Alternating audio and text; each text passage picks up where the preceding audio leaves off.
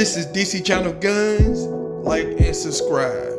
Thank you for watching. What up? This is DC Channel Guns coming to another gun video. Appreciate you watching, like, share, and subscribe. I want to appreciate all my subscribers. I want to appreciate everyone who come here every single day to support this channel. I appreciate it. Without y'all, I'm talking about this channel is nothing. So I thank y'all. I thank y'all for everything that you do. I thank for everything that you do when it comes to helping out the 2A community. I want to thank the ones who pretty much are got their social media accounts. They're putting out the information to keep everybody in to know what's going on in this country during this time that we're in. There's a lot of distractions and stuff out there. There's a lot of headlines that is pretty much trying to get you to go focus on that while they're doing this behind gun owners back in this country. So over here, we always like to pull back out the crowd, get out of the rush, and see what's really going on.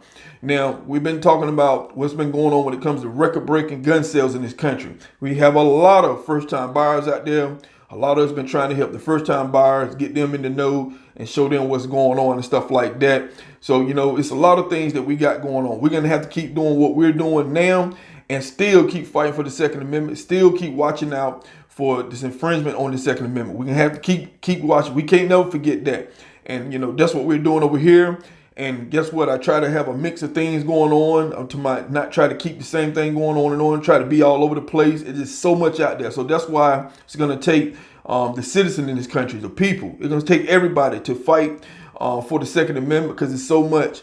Not one person, not one social media account. It's going to take everybody. It's just so much is out there. There's a lot of stuff out there we have to keep covering and fighting for all at the same time. So that's what we're going to keep doing over here. And one thing that I want to talk about is the universal background checks. I've been talking about these spiderwebs effects for a long time, been shouting on my videos and stuff and telling you about some of these traps that the gun grabber has been setting. There have been a huge push. We talked about it all last year up to now, still doing it, trying to push for universal background checks. When it comes to states in this country, a lot of these states had different setups besides when it comes to the FBI background check. I'm talking about a lot of people had different setups. I'm talking about you have states got their own background check system using the FBI NICS background check system. I have talked about that before. Now, with that said, with the record-breaking background checks that we have experienced, hundreds and hundreds of thousands of background checks that has been performed, there's thousands and thousands of gun owners that has been denied. Whether they had a gun before, went back to do a background check, something popped up. And with a lot of these states, what did that do? If you're flagged, I'm talking about if you're denied a firearm, a lot of this is get sent to local law enforcement to do an investigation. Very few has been sent to the ATF. There are some that have been sent straight to the ATF and stuff like that. But a bulk of these get sent to local law enforcement. And what they do, they go and they check, and a lot of this time, people have warrants that they didn't think about, they didn't know about. It could be, I seen stuff as small as people who didn't return a library book. It was a warrant for the arrest for a library book they didn't return. These are the small traps that the gun grabbers has been setting in place to keep you from buying guns. And when we talk about the universal background check and stuff, then the gun grabbers are always talking about the gun show loophole, the loopholes in the system. People who can't get firearms can buy firearms. So they talk about that. But, when it comes to the universal background check, they're putting so many stipulations in place to get you flagged. And guess what? That bars you from buying a firearm. So there have been a lot of denials across this country when it comes to buying firearms. And there have been a lot of gun owners that have arrested for things that didn't know nothing about, whether it could be anything, misdemeanors, stuff like that. It don't have to necessarily be a felony and stuff that a lot of people think about. It could be little small stuff that you didn't, like I said, a library book is one of the perfect examples of how small it is. I had read a story with a citizen, was pretty much denied a firearm, was flagged. And, because of a library book, I'm talking about, can you imagine the pain and frustration to try to go get that all straightened out, get you, to get that out of the system and everything so you be cleared to buy a firearm and stuff like that.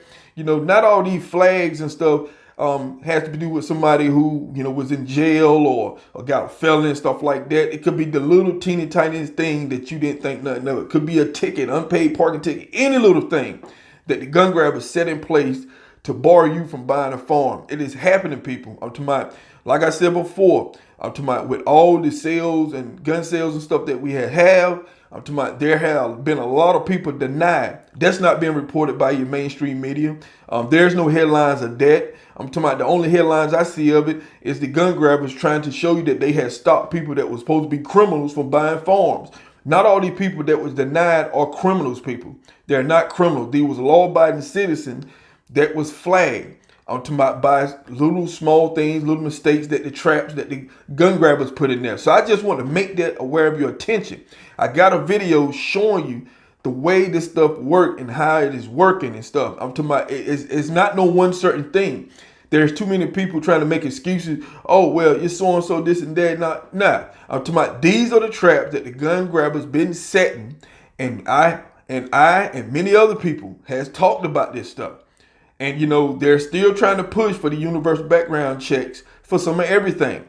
And so, like I said before, and another thing, if you're filling out, the gun purchase form and everything, and another thing that people must understand what's going on too. If you're filling out a gun purchase form to purchase a firearm, and like I said, with some of the traps is that, if you didn't know that you had a warrant or something like that, and then you fill out the form, see, you're liable for that. They can hold that against you and stuff. You can be arrested, charged and stuff, and sent to jail for lying on your firearm purchase form. So, that is another thing that is going on that I've been seeing articles of and stuff like that. And because, on your form, it asks you all kinds of questions. Are you actually buyer the farm? Are you subject to any court order? Do you have any, stuff like that? So they ask you all this stuff on this form that you're filling out to purchase a farm. And because you were denied a background check, boom, they got you. So now you're dealing with a whole slew of stuff that you have to deal with in court and all these charges and everything. And at the end of the day, the gun grabbers have met their goal. They stop you from purchasing a firearm. They're infringing on your Second Amendment rights. And so now you're tied up in court. And now they're probably going to submit some type of court order to go and confiscate your firearms until you prove your case or whatever they're going against you. So this is something to think about, people. I'm trying to keep you thinking, giving you food for thoughts that's going on out there. Your mainstream media is not going to provide this information. They like to keep that quiet. They want to keep talking about the stimulus. They want to keep talking about the virus and everything. They want to keep talking about everything to keep you in the know as a gun owner in this country, what's really going on to the citizens. So just want to talk about that a little bit. It's a video coming up next. So this is Dish Channel Guns, and I'll catch you on the next one. When it comes to background checks working to keep guns out of the wrong hands, 29-year-old Wesley Gilreath is a good example. The FBI was investigating posts he made online, hunting guides with locations of area mosques and synagogues included.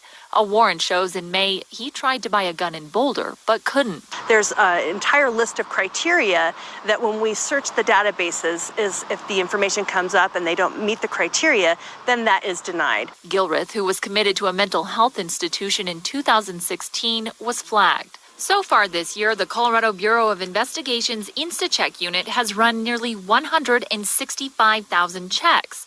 The majority of those are approved, but nearly 3,500 were not. It could be somebody has an active warrant for something. It could be a felony arrest. There are a number of things that would prompt a denial when somebody attempts to purchase a firearm. While the percentage of denials hasn't grown significantly since moving to a universal check in 2013, the addition of private seller checks means hundreds of gun purchases were stopped that may not have been otherwise. Our team takes great pride in the work they do. They know the critical nature of the checks they do and what it means for the safety of our state. Anxiety during the pandemic is driving new gun sales. If there is tension or contention, guns are more likely to prove deadly. While the FBI reported more than 3 million background checks in the last month alone, Connecticut Senator Chris Murphy says there's still a gap. About 30% of all gun sales happen without a background check. To make sure that number doesn't increase, Murphy and Blumenthal are among the lawmakers asking the FBI to ensure the National Instant Criminal Background Check system can keep up with surging gun sales. You have a lot of folks who have serious criminal histories or serious histories of mental illness who are also going out and buying weapons. My view is that retailers selling guns are not an essential service. Florida Senator Marco Rubio says the decision to allow gun sales is made locally. Obviously, that's conducted both at the federal and at the state level with our laws. And, many places, these stores are now closed. New York is one state that grouped gun sellers with other non-essential businesses it forced to close.